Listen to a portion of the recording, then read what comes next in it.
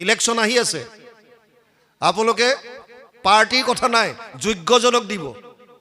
যিজনক জানে যে এইজনক পাৱাৰটো দিলে এওঁ আমাৰ হৈ কাম কৰিব, সেইজনক দিয়ক। কোন পাৰ্টিৰ কি কথা পিছৰ কথা। পাৱাৰত অহাৰ পাছত যদি জানে যে ই পাৱাৰ পোৱাৰ পাছত আমাৰ যে কয় চিকাই বৰচাং ঢুকি পালে, তাৰপিছত আপোনালোকৰ ফালে নচোৱা হ'ব, সেইজনক দি লাভ নাই। 8টা বস্তু কলিযুগত হ্ৰাস পাব, মানুহৰ কমি আহিব।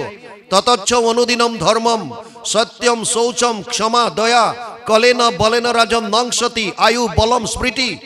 12:2:1 দ্বাদশ স্কন্ধ 2য় অধ্যায় 1ম শ্লোক। 8টা বস্তু কলিযুগৰ মানুহৰ কমিব। প্ৰথম কৈছে ধৰ্ম। আপোনালোকে ভাবিব পাৰে ধৰ্ম ক'ত কমিছে, ইমান বাঢ়িছে চাৰিওফালে জাক জমকতা। ধৰ্মৰ নামত চিঞৰ বাখৰ চলি আছে। জাক জমকতা ৰাজসিকতা বেছি বৃদ্ধি পাইছে। যিটো প্ৰকৃত ধৰ্ম তাৰ পৰা মানুহ আঁতৰি আহিছে। ভগৱান কৃষ্ণই স্বীকাৰ কৰিছে নিজ মুখে, গীতাত অৰ্জুনক কৈছে মনুষ্যানাম সহস্ৰেষু কচ্চিত য়ততি সিদ্ধায়া য়ততাম আপি সিদ্ধানাম কচিত মাম বেত্তি তত্ত্বতঃ। 7ম অধ্যায় 3 নম্বৰ শ্লোক গীতা। হে অৰ্জুন, 1000জন মানুহৰ মাজত কোনোবা এজন মোৰ ওচৰলৈ আহিবলৈ চেষ্টা কৰিব, আৰু তেনেকুৱা আকৌ 1000জনৰ মাজত কোনোবা এজনেহে মোৰ তত্ত্বটো বুজি পাব। গতিকে ধৰ্ম কলিযুগত কমিব, সততা কমিব, সত্য, শৌচ, পবিত্ৰতা কমিব। পবিত্ৰতা 2 ধৰণৰ। শৌচাংশ দ্বিবিধম প্ৰোক্তম বাহ্যম অভ্যন্তৰম তথা মৃজলাভ্যম স্মৃতম বাহ্যম ভাৱশুদ্ধি তথান্তৰম। 2 ধৰণৰ পবিত্ৰতা আছে, এক হৈছে বাহ্যিক আৰু এক হৈছে আভ্যন্তৰীণ। বাহ্যিক পবিত্ৰতাত ভাৰত চৰকাৰেও গুৰুত্ব দিছে, অসম চৰকাৰেও দিছে। স্বচ্ছ ভাৰত আঁচনি। আপোনালোকে হয়তো জানে মই SSBত আছিলোঁ, এছিষ্টেণ্ট কমাণ্ডেণ্ট হিচাপে। এছিষ্টেণ্ট কমাণ্ডেণ্ট ইঞ্জিনিয়াৰ হিচাপে মই SSBত আছিলোঁ কৰ্মৰত। 2022ত ভকতৰ লগত থাকিম বুলি ভলণ্টিয়াৰ ৰিটায়াৰমেণ্ট ল'লোঁ। চাকৰি মোৰ আছিলে 28লৈকে। SSBত থাকোঁতে আমিও কেন্দ্ৰীয় কৰ্মচাৰী হিচাপে ভাৰত চৰকাৰৰ যিটো আঁচনি স্বচ্ছ ভাৰত আঁচনি তাত অংশগ্ৰহণ কৰিছিলোঁ। আৰু কেতিয়াবা কোনোবা কলেজত যাওঁ জোৱানবিলাক লৈ, আৰু কলেজৰ কেম্পাছ চাফ কৰোঁ। কেতিয়াবা কোনোবা বজাৰত যাওঁ, বজাৰত গৈ ঝাৰু মাৰি পেলাই বজাৰখন চফা কৰোঁ। এয়া বাহ্যিক, অসম চৰকাৰেও সেইটো কৰিছে। কিন্তু তাতকৈ বেছি গুৰুত্ব দিব লাগে ভাৱৰ শুদ্ধতা। ভাৱৰ শুদ্ধতাত গুৰুত্ব দিব লাগে। কাৰণ এখন সুন্দৰ সমাজ নিৰ্মাণ কৰিবৰ কাৰণে এটা সুন্দৰ মনৰ প্ৰয়োজন। যদি আপোনাৰ মনত শুদ্ধতা নাই, তেতিয়াহ'লে আপুনি যিমানে যি কৰক তাৰ পৰা একো লাভ নহ'ব। মনত শুদ্ধতা লাগিব। বেলেগৰ উন্নতি দেখি আমি জ্বলিব নালাগিব। বেলেগৰ সুখত আমাৰ দুখ লাগিব নালাগিব। কেনেকৈ দহক সহায় কৰিব পাৰোঁ, কেনেকৈ সমস্ত প্ৰাণীৰ প্ৰতি প্ৰেমময় ভাৱ দৃষ্টি কৰিব পাৰোঁ। পবিত্ৰতা ভাৱৰ। ধৰ্ম, সত্য, শৌচ, ক্ষমা, দয়া এয়া কমিব কলিযুগত। আয়ুস, বল আৰু স্মৃতি 8টা বস্তু কলিযুগত হ্ৰাস পাব। সেইকাৰণে শৌনকে কৈছে হে সুতমুনি, তুমি উত্তৰ দিয়াৰ আগত মোৰ কথাটো বুজি লোৱা। যিকোনো উপায় দিলে কলিযুগৰ মানুহে পালন কৰিব নোৱাৰে। প্ৰায়ে না অল্পায়ুষ সভ্য কলৌ অস্মিন যুগে জনা মন্দ সুমন্দ মতয়ো মন্দীয় ভাগ্য হি উপদ্ৰতা। 1:1-10 1ম স্কন্ধ 1ম অধ্যায় 10 নম্বৰ শ্লোক ভাগৱত। শৌনকে কৈছে কলিযুগৰ মানুহৰ আয়ুস কম, প্ৰায়ে না অল্পায়ুষ। কলিযুগৰ মানুহৰ আয়ুস 100 বছৰ। প্ৰহ্লাদে দৈত্য শিশুসকলক কৈছে 7ম স্কন্ধত, পুৰুষৰ আয়ুসত বৰিষ সাক্ষাৎ তাহাৰ অৰ্ধেক যায় বিফলে নিদ্ৰাত। 100 বছৰ মানুহৰ আয়ুস আধাটো শুই থাকোঁতে যায়। তাৰমানে কিমান বছৰ গ'ল? 50 বছৰ। বিংশতি বৰিষ যায় বালক ক্ৰীড়াত, 20 বছৰ যায় গাত কথা লগা নাই, সৰু হৈ আহিছে, সৰু হৈ আছে। এনেকৈ খেলা ধূলাৰ মাজেৰে 20টা বছৰ পাৰ কৰে। আউৰ বিংশতি যায় জৰা অৱস্থাত, চকুৰে নেদেখে, কাণেৰে নুশুনে, খাওঁ বুলি খাব নোৱাৰে, যাওঁ বুলি যাব নোৱাৰে। তেনেকৈ থাকোঁতে 20টা বছৰ পাৰ হয়। জীৱা অৱশেষ আয়ু থাকয় যুৱাত, সিও কামে ক্ৰোধে লোভে যায় অজ্ঞানত। যুৱ অৱস্থাত শৰীৰ সামৰ্থ্য থাকোঁতে, সবল হৈ থাকোঁতে যিকণ আয়ুস থাকে, যিকোনো কৰ্ম কৰোঁ বুলি ক'লে কৰিব পাৰে। সেইকণ সময়তো আমাৰ বহুতে অজ্ঞানতাত কাম ক্ৰোধ লোভ মোহত চব শেষ কৰি দিয়ে। গতিকে সৌনকে কৈছে, হে সুতমুনি, তুমি যিটো উপায় দিবা ই যাতে সহজ হয়, সকলোৱে অৱলম্বন কৰিব পৰা এটা উপায় দিবা। সুতমুনিয়ে কৈছে ঠিক আছে মই দিম। সৌনকে কৈছে ৰ'বা আৰু শুনি লোৱা, এই যে 28,000 ঋষিমুনি দেখিছা, এইবিলাক লিখা পঢ়া নজনা মানুহ নহয়। 28 সহস্ৰ ঋষি বেদত প্ৰধান, চব বেদজ্ঞ উস্তাদ। আমাৰ সমস্যা এইটো হোৱা নাই যে শাস্ত্ৰ অধ্যয়ন নকৰাকৈ তোমাৰ ওচৰত আহিছোঁ। আমাৰ সমস্যা হৈছে শাস্ত্ৰ অধ্যয়ন কৰি, আপোনালোকৰ কথাটো আচৰিত যেন লাগিব পাৰে, শাস্ত্ৰ অধ্যয়ন কৰি সমস্যাত পৰিছে। কিয়?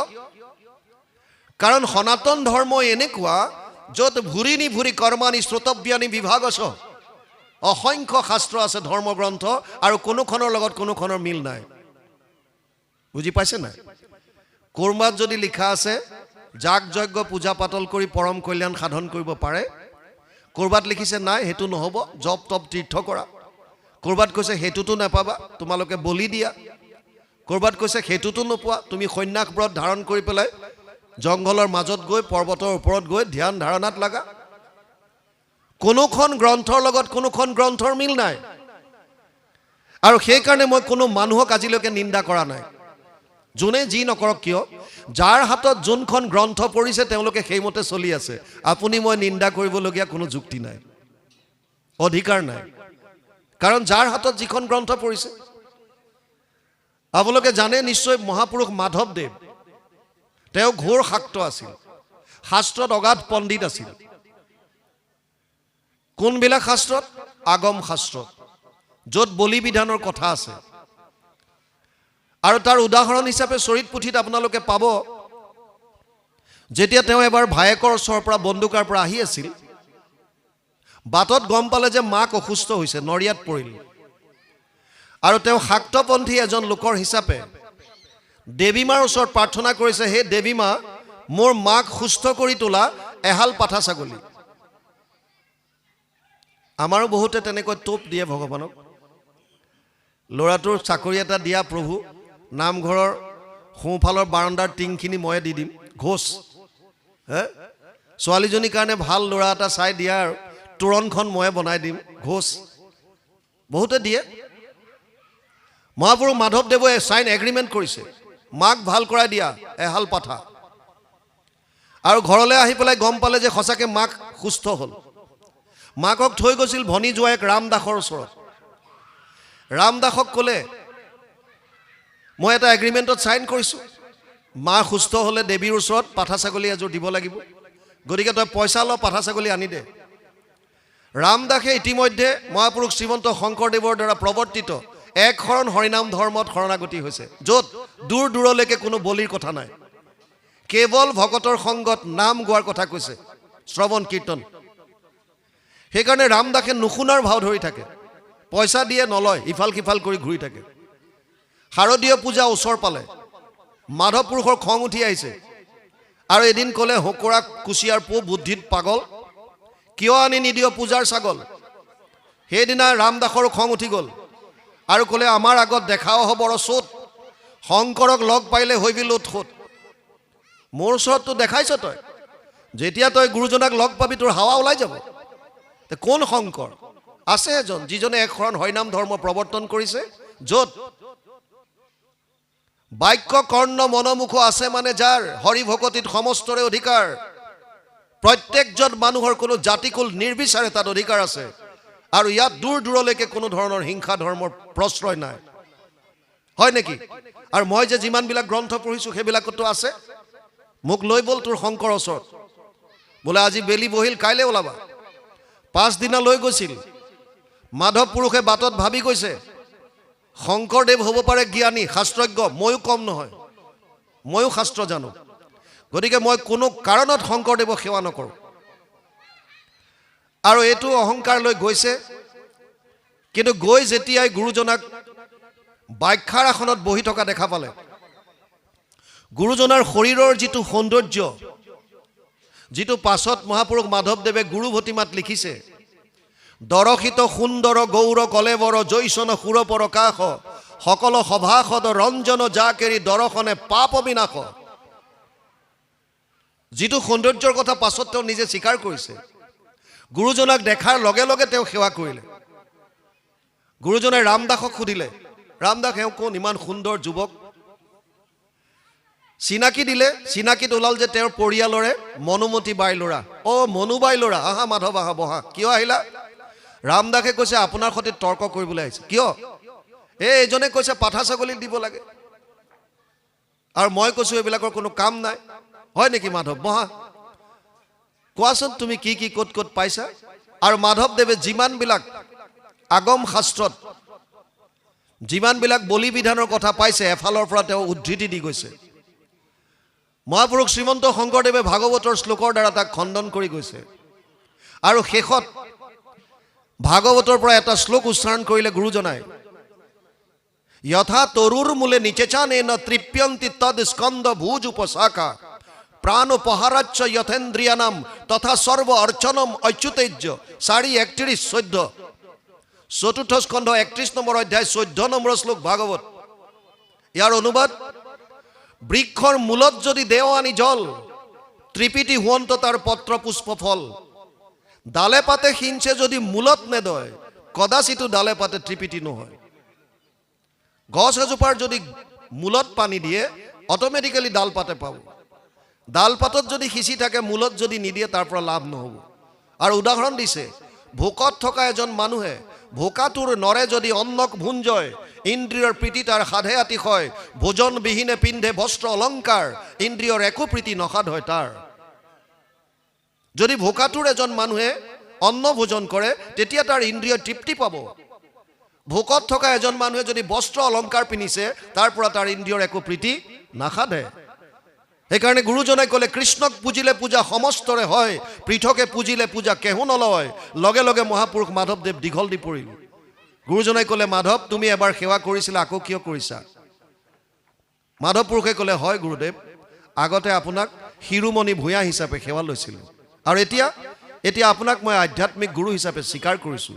কাৰণ মই যিমানবিলাক গ্ৰন্থ পঢ়িলোঁ এইবিলাক কলিযুগৰ কাৰণে নহয়, চব মিছা। সেইকাৰণে সৌনকে কৈছে সুতমুনিক, ভুৰিনি ভুৰি কৰ্মানি শ্ৰোতব্যানি বিভাগশ অত সাধু অত্ৰ যত সাৰম সমুদ্ধৃত্য মনীষয়া মাম ব্ৰুহি শ্ৰদ্ধানাম যেন আত্মা সম্প্ৰসিদ্ধতি। 1:11 প্ৰথম স্কন্ধ প্ৰথম অধ্যায় 11 নম্বৰ শ্লোকত সৌনকে কৈছে, হে সুতমুনি, শাস্ত্ৰ বহুত আছে আৰু বিভিন্ন শাস্ত্ৰত বিভিন্ন মত দিছে। কলিযুগৰ মানুহ হাহাকাৰ হৈ যাব, কোনটো মানিব কোনটো এৰিব। সেইকাৰণে তুমি যিহেতুকে শাস্ত্ৰজ্ঞ, সমস্ত শাস্ত্ৰ মন্থন কৰি তাৰ সাৰ মৰ্মটো উদ্ধাৰ কৰি আমাক কোৱা, কলিযুগৰ মানুহে কি কাম কৰিলে পৰম গতি লাভ কৰিব পাৰিব। আৰু তেতিয়া সুতমুনিয়ে কৈছে, চিন্তা নকৰিবা, মই তোমাক ইমান সহজ উপায় দিম, যিটো উপায় অৱলম্বন কৰি ৰজা পৰীক্ষিতে 7 দিনত পৰম গতি লাভ কৰিছিল। যিটো উপায় অৱলম্বন কৰি খটাংগ ৰজাই 2 দণ্ডত পৰম গতি লাভ কৰিছিল, মই তোমাক সেয়া উপায় দিম। আৰু তাৰ পাছত তেওঁ উপায় দিলে, সবেই পুংসাম পৰো ধৰ্ম যত ভক্তি ৰধোক সজে অহেতুকি অপ্ৰতিহত যেন আত্মা সম্প্ৰসিদ্ধতি। 1:2-6 ভাগৱত প্ৰথম স্কন্ধ 2য় অধ্যায় 6 নম্বৰ শ্লোক। সৌনকে কৈছে, হে সুতমুনিয়ে কৈছে, হে সৌনক আদি ঋষি সমস্ত, কলিযুগৰ পৰম ধৰ্ম হৈছে কৃষ্ণত একান্ত ভক্তি। তাত শৰ্ত দুটা খালি দিলে, অহেতুকি মানে হেতু থাকিব নালাগে, কামনাবিহীন নিষ্কামভাৱে, আৰু অপ্ৰতিহত মাজত অন্তৰবিহীনভাৱে নিৰন্তৰভাৱে, নিষ্কাম আৰু নিৰন্তৰভাৱে কৃষ্ণত একান্তভাৱে ভক্তি কৰি আমি পৰম কল্যাণ সাধিব পাৰোঁ। আৰু তাৰ পাছত সুতমুনিয়ে সুখদেৱ আৰু পৰীক্ষিতৰ মাজত কি কথা বতৰা হৈছিল এই কথাখিনি আগবঢ়াই গৈছে। পৰীক্ষিত পঞ্চপাণ্ডৱৰ নাতি, তেওঁ এবাৰ চিকাৰ খেলিবলৈ যাওঁতে পিয়াহত আতুৰ হ'ল আৰু সমীক মুনিৰ আশ্ৰমত সোমাল। সমীক মুনি সেই সময়ত ধ্যানমগ্ন হৈ আছিল। যেতিয়া এজন মানুহ ধ্যানত থাকে, বাহ্যিক কাৰ্যকলাপবিলাক তেওঁ গম নাপায়, কি হৈ আছে একো গম নাপায়। আত্মা পৰমাত্মাৰ মিলন হৈ থাকে, তেওঁ আন্তৰিকভাৱে পৰম আনন্দ লাভ কৰি থাকে। বাহ্যিক ক্ৰিয়াকলাপ একো নাজানে। পৰীক্ষিতে পানী বিচাৰিলে, হে ঋষিবৰ মোৰ পিয়াহ লাগিছে, পানী দিয়া। ঋষিয়ে গম নাপালে। পৰীক্ষিতৰ খং উঠিল আৰু খঙৰ ভমকত ওচৰতে এডাল মৰা সাপ আছিলে, সেই সাপডাল ধনুৰ অগ্ৰভাগে নি পৰীক্ষিতৰ সমীক মুনিৰ ডিঙিত পেলাই দিলে। ওচৰতে কেইটামান পিতেকৰ লগৰ শৃংগী মুনিৰ লগৰ ল'ৰাই খেলা ধূলা কৰি আছিল। সিহঁতে দেখা পালে আৰু কিছু নিলগত থকা শৃংগী মুনিক, সমীকৰ পুত্ৰ শৃংগী, তাক ক'লে গৈ তোৰ দেউতাৰৰ ডিঙিত ৰজা এজনে সাপ এডাল দি থৈ গ'ল। শৃংগীয়ে ভাবিলে মোৰ দেউতাৰ ডিঙিত যিহেতুকে সাপ দিলে, দেউতাক চাগে খুটিলে, ইতিমধ্যে দেউতাৰ মৃত্যু হ'ল। গতিকে সিও নভবা নিচিন্তাকৈ ৰজাজনক অভিশাপ দি দিলে, সপ্তম দিৱসত তোক তক্ষকে দংশক, বিষ বহনি লাগি তোৰ শৰীৰ ভস্ম হওক। সাপ দিলে, 7 দিনৰ দিনা তোক তক্ষকে দংশন কৰিব আৰু তাৰ বিষ বহনি লাগি তোৰ শৰীৰ ভস্ম হ'ব। তাৰ পাছত বাপেকৰ ওচৰত আহি যেতিয়া কান্দিবলৈ ধৰিলে, বাপেকৰ ধ্যান ভংগ হ'ল, চকু খুলিলে আৰু ডিঙিত এডাল সাপ থকা দেখি পেলাই দিলে। কোনে কৰিছে এইটো কাম? পিতেকে ক'লে যে এজন মহাৰাজ আহিছিল আৰু সেইজনে এই সাপডাল তোমাৰ ডিঙিত দি গ'ল, ময়ো তেওঁক সাপ দি দিলোঁ, 7 দিনৰ দিনা তক্ষকে দংশন কৰিব। ৰজা ধ্যানমগ্ন হৈ, ঋষিজনে ধ্যানমগ্ন হ'ল আৰু গম পালে যে সেইজন আন নহয় পৰম বৈষ্ণৱ পৰীক্ষিত। পিতেকক ক'লে তই অল্প কাৰণত ইমান ভয়ংকৰ শাস্তি দিব নালাগিছিল। পাৱাৰ সেইকাৰণে যোগ্যজনক দিব লাগে। যদি পাৱাৰ কোনোবা অযোগ্যজনৰ হাতত পৰিল, তেতিয়াহ'লে তাৰ পৰা সমাজৰ বিপত্তি আহিব। ইলেকশ্যন আহি আছে, আপোনালোকে পাৰ্টিৰ কথা নাই, যোগ্যজনক দিব। যিজনক জানে যে এইজনক পাৱাৰটো দিলে এওঁ আমাৰ হৈ কাম কৰিব, সেইজনক দিয়ক। কোন পাৰ্টিৰ কি কথা পিছৰ কথা। পাৱাৰত অহাৰ পাছত যদি জানে যে ই পাৱাৰ পোৱাৰ পাছত আমাৰ যে কয় চিকাই বৰচাং ঢুকি পালে, তাৰপিছত আপোনালোকৰ ফালে নচোৱা হ'ব, সেইজনক দি লাভ নাই। সমীক মুনিয়ে কৈছে যে মই বৰ ভুল কাম কৰিলোঁ, তোক এইটো পাৱাৰ দি পেলাই। পিতেকক কৈছে, শৃংগীক, তই ইমান অকণমান কথা এটাত এনেকুৱা ভয়ংকৰ শাস্তি দি দিলি, পাৱাৰ আছে বুলি। পাৱাৰ আছে বুলি আৰু অপব্যৱহাৰ কৰিব নাপায়। তথাপিতো এজন শিষ্যক পঠাই দিলে ৰজাৰ ওচৰলৈ। ৰজায়ো ঘৰলৈ যোৱাৰ পিছত অনুতপ্ত হ'ল, মই কি কৰিলোঁ এয়া? মই কৃষ্ণৰ এজন পৰম ভক্ত হৈ ঋষিজনৰ ডিঙিত কিহৰ কাৰণে মৰা সাপ দিলোঁ? মোৰ মনটো কি হৈ গ'ল? চিন্তা কৰি থাকোঁতে এজন শিষ্য আহি পেলাই ক'লেহি যে মহাৰাজ, আপোনাৰ প্ৰতি ভয়ংকৰ এটা অভিশাপ হৈছে, 7 দিনৰ দিনা আপোনাক তক্ষকে দংশন কৰিব, গতিকে যি ইচ্ছা আপুনি কৰক। পৰীক্ষিতৰ মনত বৈৰাগ্য ভাৱ আহিল। 2জন মানুহে মৃত্যুৰ আগজাননী পাইছে। এজন হৈছে কংস। জাক লয়া জাস কংস সোণৰে অজ্ঞান, দৈব্যকীৰ অষ্টম গৰ্ভে তোৰলব্য প্ৰাণ। আকাশীবাণী হ'ল। কংসই ভাবিলে মোৰ প্ৰাণ, অষ্টম পুত্ৰ দৈব্যকীকে কাটি খতম কৰি দিম, আৰু তৰোৱাল উলিয়াই দৈব্যকীক কাটিব ধৰিলে। বসুদেৱে কাকুতি মিনতি কৰি ৰাখিলে, এয়া আপুনি জানে। আৰু পৰীক্ষিতে গম পাইছে যে 7 দিনৰ দিনা তক্ষকে দংশন কৰিব, কিন্তু পৰীক্ষিতে তক্ষকক দংশন কৰিবলৈ যোৱা নাই।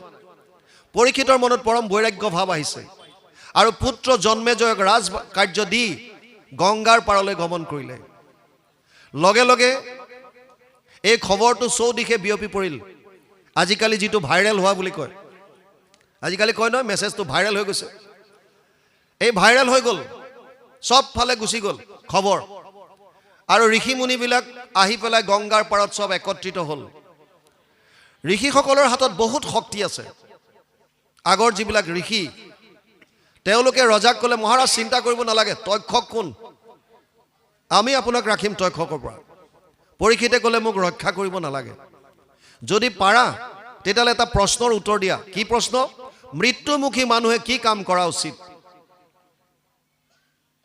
কাৰণ পৰীক্ষিতৰ 7 দিনত মৃত্যু হ'ব। সেইকাৰণে প্ৰশ্ন কৰিলে যে মৃত্যুমুখী মানুহে কি কৰা উচিত অন্তিম সময়ত। এতিয়া তাতো আকৌ বিভিন্ন ঋষিৰ বিভিন্ন মত। কোনোবাই ক'লে যাগ যজ্ঞ পূজা পাতল কৰা এই 7 দিন, কোনোবাই ক'লে নাই তপ তীৰ্থ কৰা, কোনোবাই ক'লে বলি দিয়া, কোনোবাই ক'লে ধ্যান ধাৰণা কৰা।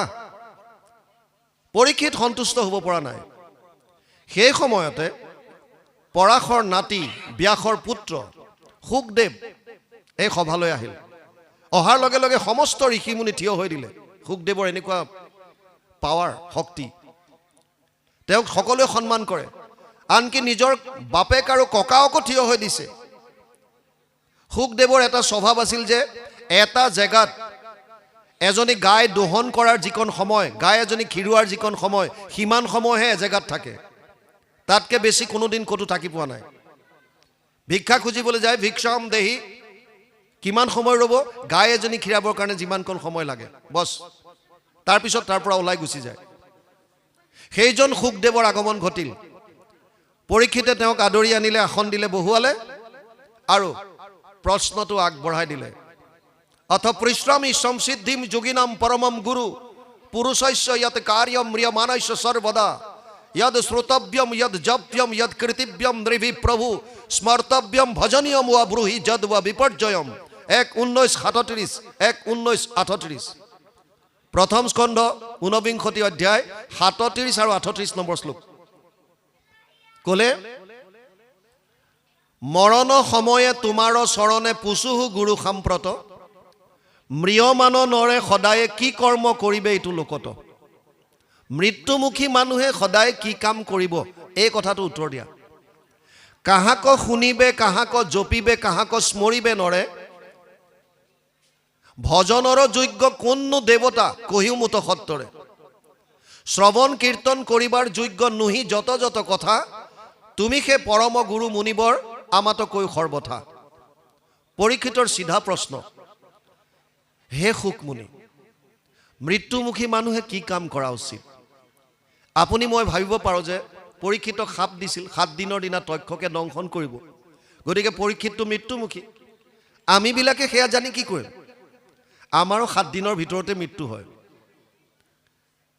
সোম মঙ্গল বুধ বৃহস্পতি শুকুৰ শনি আৰু ৰবি এই 7 দিনৰ ভিতৰতে আমাৰো মৃত্যু হয় গতিকে মৃত্যুমুখী আমিও ট্ৰেইনত উঠাৰ লগে লগে এটা ষ্টেচনত নামিব লাগিব এটো ধুৰুপ ইয়াৰ পৰা হাত খাৰিব নোৱাৰে ট্ৰেইনত উঠিল যেতিয়া আপুনি এটা ষ্টেচনত নামিবই লাগিব জাতস্যহি ধ্ৰুৱ মৃত্যু ধ্ৰুৱ জন্ম মৃতস্য চ তস্মাৎ অপৰিহাৰ্য অৰ্থে নাত্বম সূচিতুমৰ হসি দ্বিতীয় অধ্যায় 27 নম্বৰ শ্লোক গীতা হে অৰ্জুন জন্ম ললে মৃত্যু নিশ্চিত আৰু মৃত্যু হলে পুনৰ জন্ম নিশ্চিত ইয়াক লৈ শোক কৰাৰ কোনো কাৰণ নাই পৰীক্ষিতে প্ৰশ্ন কৰিলে আৰু সুখদেৱে তেতিয়া ভাগৱত কোৱা আৰম্ভ কৰিছে মূল ভাগৱত সংস্কৃত 12টা স্কন্ধ 335টা অধ্যায় 18,000 শ্লোক 5,96,000 শব্দ 10টা লক্ষণ অত্ৰ স্বৰ্গ বিসৰ্গ স্থানম পোষণম উতয় মনন্তৰে সমনুকথা নিৰোধ মুক্তি আশ্ৰয় 2:10:1 দ্বিতীয় স্কন্ধ 10ম অধ্যায় প্ৰথম শ্লোক ভাগৱত স্বৰ্গ বিসৰ্গ স্থান পোষণ উতি মনন্তৰ ইখানু নিৰোধ মুক্তি আশ্ৰয় তৃতীয় স্কন্ধৰ পৰা লক্ষণ কোৱা আৰম্ভ কৰিছে কোনটো স্কন্ধত কি আছে প্ৰথম স্কন্ধ আৰু দ্বিতীয় স্কন্ধ কেৱল পাতনি তৃতীয়ৰ পৰা ভাগৱতৰ লক্ষণবিলাক আৰম্ভ হৈছে প্ৰথম আহিছে স্বৰ্গ স্বৰ্গ মানে সৃষ্টি আমি নাম গাওঁতে গাওঁ কোটি কোটি ব্ৰহ্মাণ্ডৰ হৰি অধিকাৰী এই কোটি কোটি ব্ৰহ্মাণ্ড সৃজন কেনেকৈ হ'ল কোনে সৃজিলে হেয়া জানিবৰ কাৰণে তৃতীয় স্কন্ধ অধ্যয়ন কৰিব লাগিব চতুৰ্থ স্কন্ধ বিসৰ্গ ব্ৰহ্মা আদিৰ দ্বাৰা সৃষ্টিৰ বিকাশ আজি আপোনালোকৰ পাঠ চলি আছে চতুৰ্থ স্কন্ধ পৃথুৰ জন্মৰ বিষয়ে পাঠ হৈ আছে বেনৰ শৰীৰ মথন কৰি পৃথুক জন্ম দিছে এই কথাটোৰ পাঠ চলি আছে আমি যিমান দূৰ শুনিলো চতুৰ্থ স্কন্ধত ব্ৰহ্মা আদিৰ দ্বাৰা সৃষ্টিৰ বিকাশ চতুৰ্থ স্কন্ধ পঞ্চম স্কন্ধ স্থান ভূগোল আৰু খগোলৰ বিষয়ে যদি জানিব বিচাৰিছে খগোল মানে গ্ৰহ নক্ষত্ৰৰ বিস্তৃত জ্ঞান তেতিয়ালে পঞ্চম স্কন্ধ অধ্যয়ন কৰিব লাগিব ষষ্ঠ স্কন্ধ হৈছে পোষণ ভগৱান কৃষ্ণই কোটি কোটি ব্ৰহ্মাণ্ডত ব্যাপ্তমান হৈ থকা সমস্ত জীৱক কেনেকৈ পোষণ কৰিছে এটা সন্তান জন্ম হোৱাৰ প্ৰাক মুহূৰ্তত মাতৃৰ স্তনত তাৰ খাদ্য গাখীৰ তৈয়াৰ কৰি দিয়ে কিমান কৃপালু ভগৱান কেনেকৈ সম্ভৱ অসংখ্য জীৱ আছে প্ৰত্যেক জীৱৰ পোষণ কৰি আছে যিজন ঈশ্বৰে জানিবৰ কাৰণে অধ্যয়ন কৰিব লাগিব ষষ্ঠ স্কন্ধ অজামিল উপাখ্যান বৃত্তাসুৰ বধ চিত্ৰকেতু উপাখ্যান বিভিন্ন কাহিনীৰ দ্বাৰা সপ্তম স্কন্ধ লক্ষণ হৈছে উটি। উটি মানে বাসনা। তিনি ধৰণৰ বাসনা আছে। এক হৈছে দৈবিক বাসনা, এক হৈছে আসুৰিক বাসনা, এক হৈছে মানৱীয় বাসনা। মহন্তৰ কোপত বা ভকতৰ ক্ৰোধত আসুৰিক বাসনাৰ উদ্ভৱ হয়, সেয়া বুজাবৰ কাৰণে হিৰণ্যক্ষ আৰু হিৰণ্যকশিপুৰ কাহিনী আনিছে। মহন্তৰ কৃপাত দৈবিক বাসনাৰ উদ্ভৱ হয়, সেয়া বুজাবৰ কাৰণে প্ৰহ্লাদৰ চৰিত্ৰ আনিছে। মানৱীয় বাসনাৰ কাৰণে বৰ্ণাশ্ৰম ধৰ্মৰ কথা দেৱৰ্ষি নাৰদে যুধিষ্ঠিৰক কৈছে, কিন্তু অসমীয়ালৈ ইয়াৰ অনুবাদ কৰা নাই বৰ্ণ আশ্ৰমৰ বিষয়ে। বৰ্ণ চাৰিটা: ব্ৰাহ্মণ, ক্ষত্ৰিয়, বিষাম, শূদ্ৰা নাম চ পৰম তপ কৰ্মাণি প্ৰবিভক্তানি স্বভাৱ প্ৰভাৱেৰ গুণেই। অষ্টাদশ অধ্যায় 41 নম্বৰ শ্লোক গীতা। ব্ৰাহ্মণ, ক্ষত্ৰিয়, বৈশ্য আৰু শূদ্ৰ চাৰিটা জাতি কৰ্মৰ ওপৰত ভিত্তি কৰি সৃষ্টি কৰিছিল। চতুৰ্বৰ্ণ ময়া সৃষ্ট গুণ কৰ্ম বিভাগ আছে। ভগৱান কৃষ্ণই অৰ্জুনক কৈছে, চাৰিটা বৰ্ণ মই সৃষ্টি কৰিছিলোঁ গুণ আৰু কৰ্মৰ ওপৰত ভিত্তি কৰি। পাছলৈ এয়া জন্মগত হৈ গ'ল। ব্ৰাহ্মণৰ কাম কি? সম দম তপ শৌচম শান্তি আৰ্জবম এবচ জ্ঞান বিজ্ঞান আস্তিক্যম ব্ৰহ্ম কৰ্ম স্বভাৱজম। অষ্টাদশ অধ্যায় 42 নম্বৰ শ্লোক গীতা। মনৰ ওপৰত সংযম, ইন্দ্ৰিয় দমন, সম দম তপ, কায় মানি মন আৰু বাণীৰ ওপৰত কষ্ট কৰি ঈশ্বৰ উপাসনা কৰিব পৰা তপস্যা। সম দম তপ শৌচম পবিত্ৰতা, শান্তি ক্ষমাভাৱ, আৰ্জবম সৰলতা, জ্ঞান ব্ৰহ্মক চিন্তা কৰিব পৰা জ্ঞানখিনি, থিয়ৰিটিকেল নলেজ, বিজ্ঞান প্ৰেক্টিকেল আচৰণ, এই গোটেইখিনিক মিলাই ব্ৰাহ্মণ কৈছিল। এই গুণবিলাক যাৰ থাকে, বৰ্তমান সময়ত যদি আপোনালোকে চিম্পলি ভাবে, যোনে জ্ঞান আহৰণ কৰে আৰু বাকী তিনিটা জ্ঞান দিয়ে, সেইসকলক ব্ৰাহ্মণ কৈছিল। ক্ষত্ৰিয় কোন? যোনে তিনিওটা জাতিৰ ৰক্ষণাবেক্ষণ দিছিল। বৰ্তমান সময়ত ডিফেন্স পাৰ্চনেল, পাৰামিলিটাৰী ফৰ্চেছ, পুলিচ, প্ৰশাসন, যাৰ কাৰণে আমি সুৰক্ষিত অনুভৱ কৰিছোঁ। বৈশ্য কাক কয়? কৃষি, গোৰক্ষ, বাণিজ্যম, বৈশ্য কৰ্ম স্বভাৱজম। অষ্টাদশ অধ্যায় 44 নম্বৰ শ্লোক গীতা। যোনে কৃষি কৰ্ম কৰিছে, গো পালন কৰিছে, বেপাৰ বাণিজ্য কৰিছে আৰু তিনিওটা জাতিক খাদ্যৰ যোগান দিছে, সেইসকলক বৈশ্য বুলি কৈছিল। শূদ্ৰ কোন? যিসকলে কায়িকভাৱে তিনিওটা জাতিক সহায় কৰিছিল, শূদ্ৰ তেওঁলোকক কৈছিল। ইয়াত কোনো উচ্চ নাই, কোনো নিচ নাই, ইজন সিজনৰ পৰিপূৰক।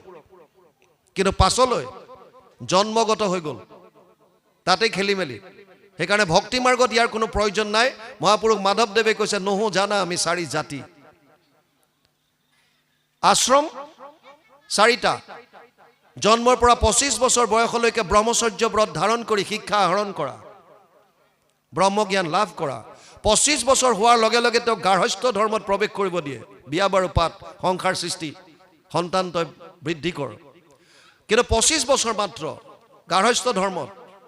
25 মানে 50 বছৰ বয়স হোৱাৰ লগে লগে ঘৰ ত্যাগ কৰিব লাগিব, বনলৈ গমন কৰিব, বৰ্ণাশ্ৰম, তাত যাব আকৌ বানপ্ৰস্থ।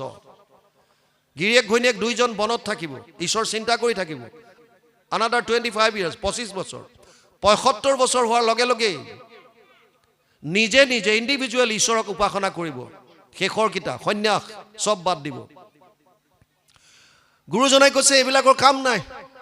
দেৱৰো ঈশ্বৰ হৰি তান্ত মহা যত্ন কৰি লৈও এক শৰণ সাক্ষাৎ, যাৰ ইচ্ছা মুখ্য পাইবে নালাগে দূৰক যাইবে, আছে হৰি সবাৰো হিয়াত।